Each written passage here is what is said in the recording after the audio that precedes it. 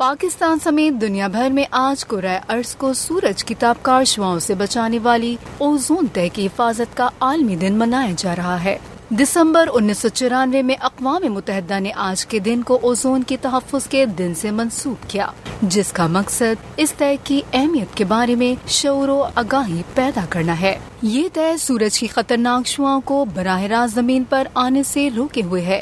Ozone oxygen کی وہ شفاف تہہ ہے جو سورج کی خطرناک تابکار شعاؤں کو نہ صرف زمین کی طرف آنے سے روکتی ہے بلکہ زمین پر اس کے نقصان دہ اثرات کا خاتمہ بھی کرتی ہے۔ اوزون کی تہہ کا 90% حصہ زمین کی سطح سے 15 تا 55 کلومیٹر اوپر بالائے فضا میں پایا جاتا ہے۔